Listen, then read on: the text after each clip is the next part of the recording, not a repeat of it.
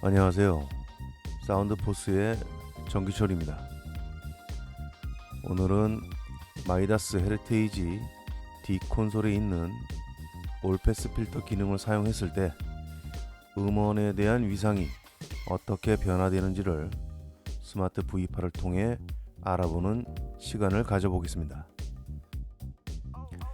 엔지니어들이 사용하는 하이패스 필터, 로우패스 필터, 밴드패스 필터들은 일상적인 작업에서 많이 사용하지만 올패스 필터는 올패스 필터라는 단어조차 낯설게 들릴 정도로 친근하지 못하고 사용 빈도수 또한 적은데요.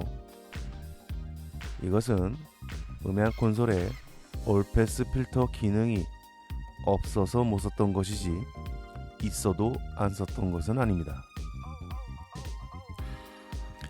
콘솔에 있는 채널 EQ를 돌리거나 그래픽 EQ를 올리고 내릴 때에는 반드시 해당되는 주파수의 위상 또한 변화되는 것이 일반이지만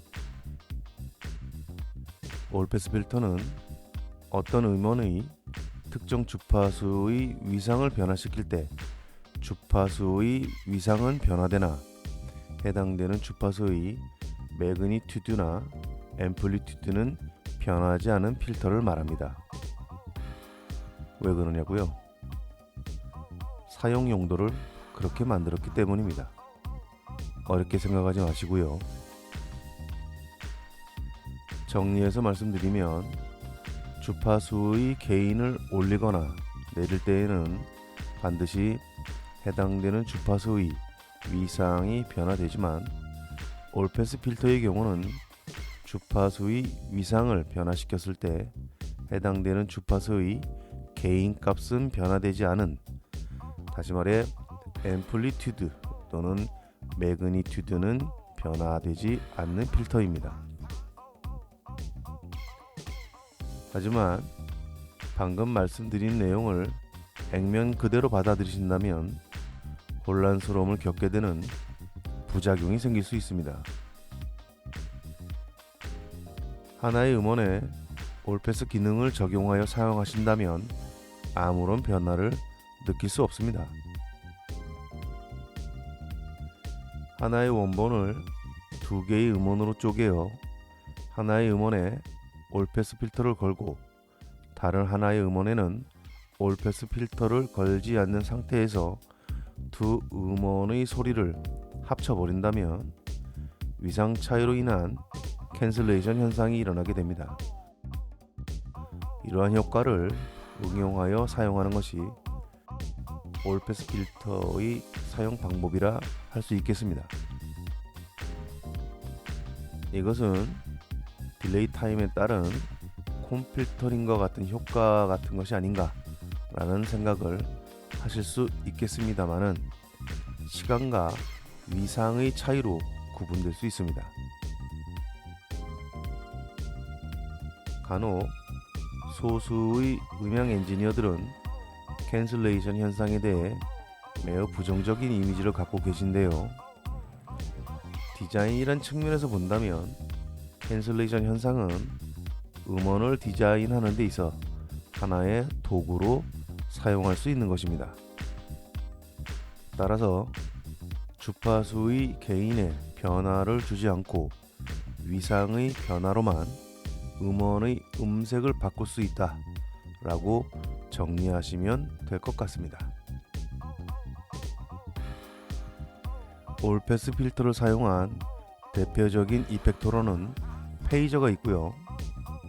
음원의 경우에는 올패스 필터의 효과를 보시려면 두 개의 동일한 또는 비슷한 음원들의 소리를 합쳐서 소리의 음색을 변경하거나 음원들의 위상을 정렬하여 좋은 소리를 얻고자 할 때 사용할 수 있는데요. 실례로 스네어 드럼의 탑과 버텀의 마이킹을 들 수 있겠습니다. 스네어의 탑과 버텀 마이킹을 할 때 콘솔의 위상 반전 스위치 또는 리버스 스위치를 선택하여 두 마이크의 위상을 정렬하는 방법을 많이 사용하시는데요. 위상 반전 리버스 기능은 폴라리티, 다시 말해 극성을 0도에서 180도 또는 180도에서 0도로 폴라리티를 호떡 뒤집듯이 뒤집어 주기만 할 뿐 30도, 45도, 100도 이런 식으로 위상을 변화시키지는 못합니다. 마지막으로 사운드 시스템 엔지니어들이 스피커 튜닝과 설계 시 올패스 필터를 간혹 사용하는데요. 오늘은 음향 콘솔에서의 올패스 필터를 다루기 때문에 이 부분은 그냥 넘어가겠습니다.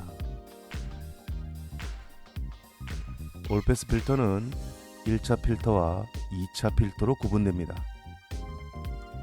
마이다스 헤리테이지 D 콘솔의 올패스 필터 기능에서의 0도에서 90도의 가변 기능은 올패스 1차 필터, 0도에서 180도의 가변 기능은 올패스 2차 필터를 사용하는 것으로 보여집니다.